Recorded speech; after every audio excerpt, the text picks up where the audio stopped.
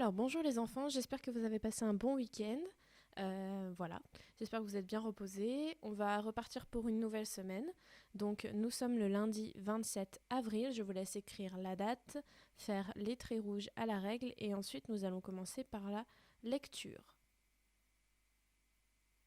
Une fois que tout ça est écrit, je vous laisse lire le petit texte qui est à gauche, qui s'appelle Alice et la souris. Donc je vous laisse le lire bien attentivement. Et ensuite, vous répondrez aux questions qui se trouvent sur la droite. Et quand ce sera terminé, vous pourrez remettre play pour la correction. Donc je vais lire le texte pour ceux qui auraient eu du mal à comprendre. Alice est dans un pays magique. Devenue minuscule, elle nage dans une mare de larmes quand elle rencontre une souris. Alice prononce soudain « Où est donc ma chatte ?» La souris fait un bond hors de l'eau et frissonne d'épouvante. « Oh, pardon !» s'écrie Alice. « Désolée d'avoir effrayé la pauvre bête. J'oubliais que vous n'aimiez pas les chats. »« Non, je n'aime pas les chats !» crie la souris d'une voix suraiguë. « Et vous, les aimeriez-vous si vous étiez à ma place ?»« Peut-être pas, » dit Alice d'une voix aimable. « Mais ne vous fâchez pas, j'aimerais tout de même vous présenter Dinah, ma chatte. Si vous la voyez, je parie que vous seriez folle des chats. Elle est si gentille. » Alice poursuit à mi-voix, tout en nageant paresseusement dans la mare. Et elle ronronne si adorablement couchée près du feu. Elle se lèche les pattes, se lave le museau. C'est si doux de la prendre dans ses bras. Et elle attrape si bien les souris. « Oh, pardon !»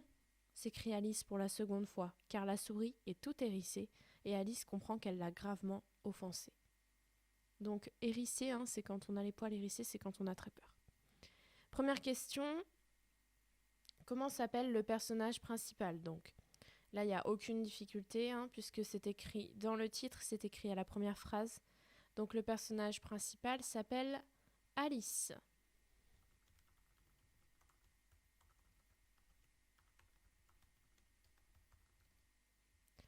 Ensuite, de quoi a peur la souris ? Donc vous avez bien compris qu'elle rencontre une souris. Et la souris a peur de quoi ? Eh bien tout simplement, comme n'importe quelle souris, la souris a peur de la chatte d'Alice. Donc c'est écrit ici. Où est donc ma chatte ? La souris fait un bond hors de l'eau et frissonne d'épouvante. D'accord ? Donc comme n'importe quelle souris d'ailleurs. Le personnage tutoie-t-il la souris ? Donc le personnage c'est Alice. Est-ce que Alice tutoie la souris ? Est-ce qu'elle lui dit tu ? Eh bien non, puisqu'on peut regarder par exemple ici. J'oubliais que vous n'aimiez pas les chats. D'accord ? Donc non. Elle vous voit la souris. D'accord ? Tout simplement parce qu'elles ne se connaissent pas. Voilà, peut-être que c'est la première rencontre entre les deux personnages, donc ça peut expliquer pourquoi elles ne se tutoient pas. Comment s'appelle la chatte ? Alors, là, il faut être observateur. On va aller là où elle commence à décrire. Alors, juste avant. Peut-être pas, dit Alice d'une voix aimable, mais ne vous fâchez pas. J'aimerais tout de même vous présenter Dinah, ma chatte. Donc, la chatte s'appelle, et là on peut mettre entre guillemets puisque c'est écrit, Dinah. La chatte serait-elle gentille avec la souris ? Alors, on sait qu'on est dans une histoire, que normalement la réponse est non dans la vraie vie, mais comme on est dans une histoire, il faut qu'on aille vérifier.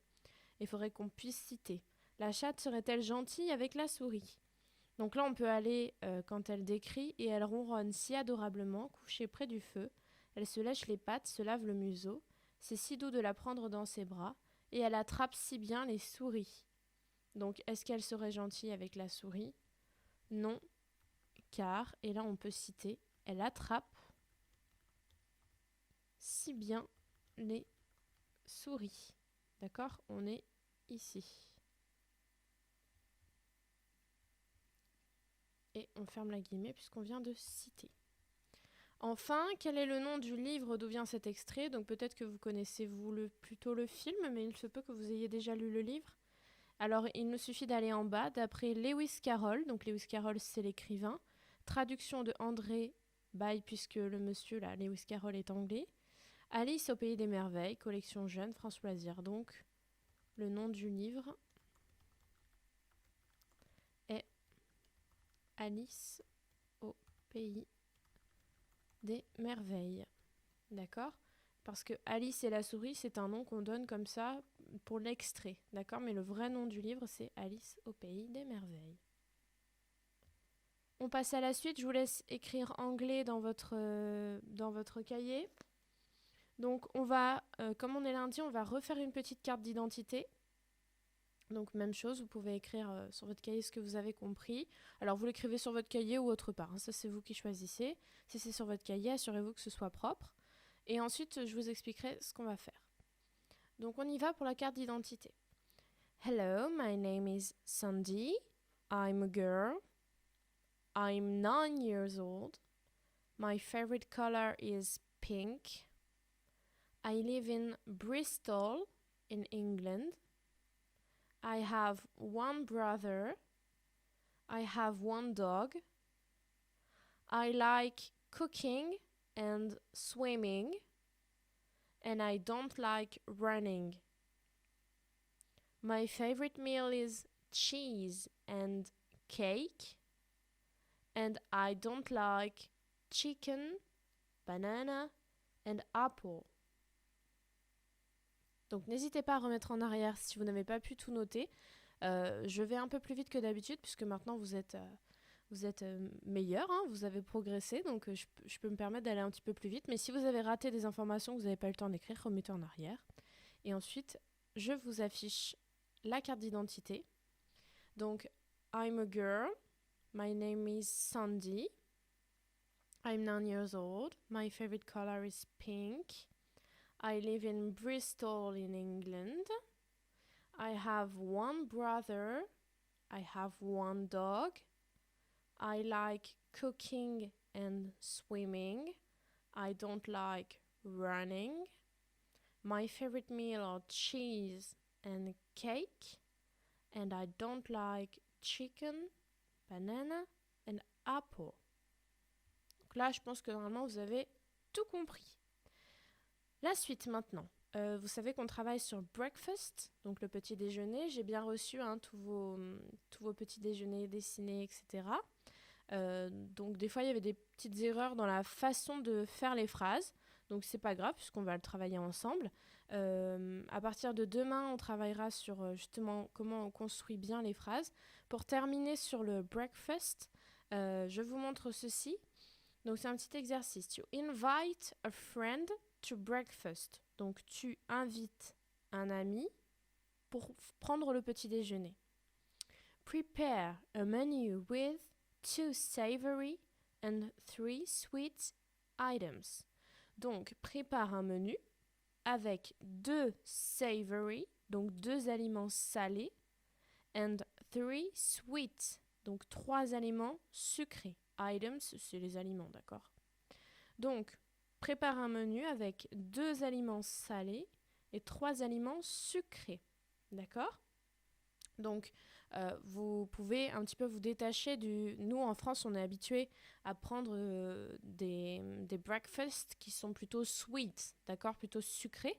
Mais voilà, reprenez la liste, retournez sur les anciennes vidéos pour avoir des listes d'aliments. Regardez sur Internet des listes d'aliments qui pourraient vous aider à trouver 2 savory and 3 sweet items. Et vous faites un petit déjeuner, d'accord?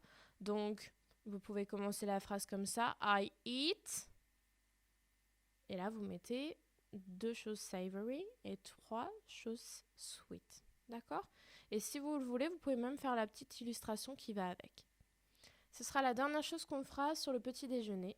Donc, je vous laisse mettre pause pour pouvoir faire ça tranquillement. Et ensuite, vous reprenez pour passer à la suite. Ensuite, on va reprendre notre travail sur les nombres. Donc, je vous laisse écrire nombre. Je vous ai remis une partie de la leçon qui est dans le livre parce qu'on va on va aller un petit peu plus loin et donc on a besoin de regarder ça. On utilise la virgule pour repérer la partie entière et la partie décimale. Ça, on l'avait travaillé souvent.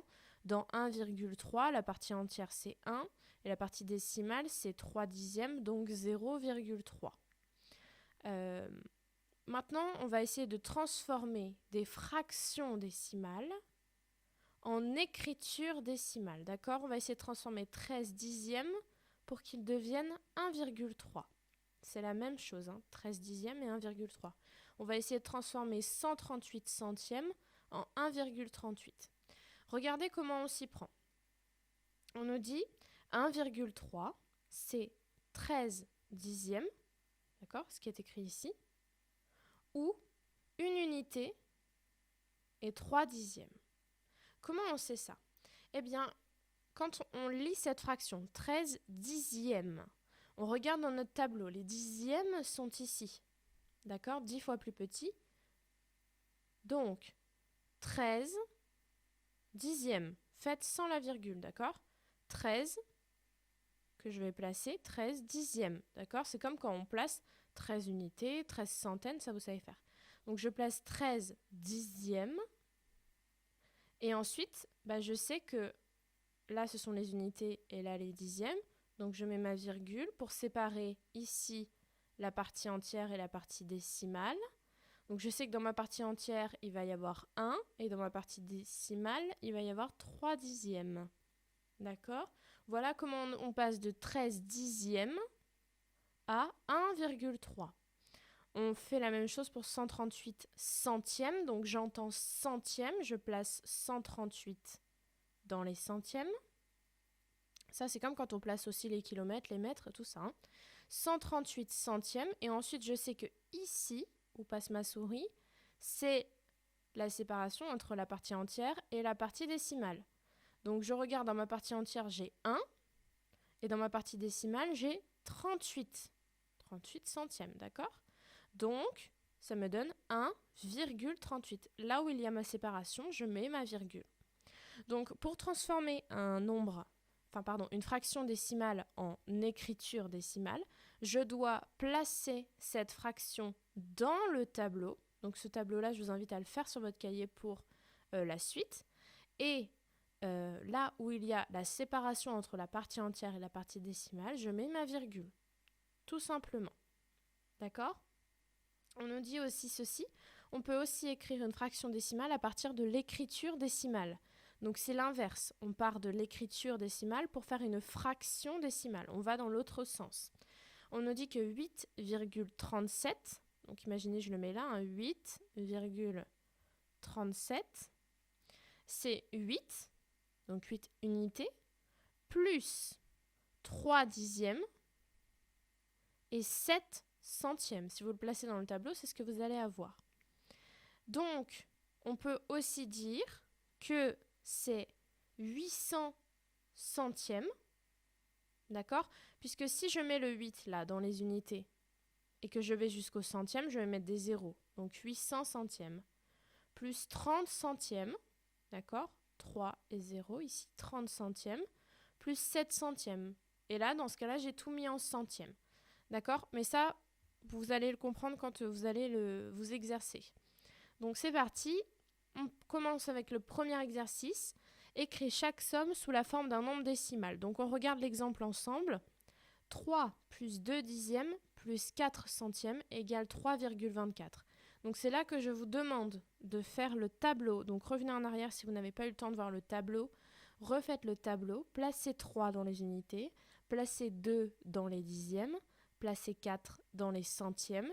Et mettez la virgule à la séparation entre la partie entière et la partie décimale. Et vous allez obtenir 3,24.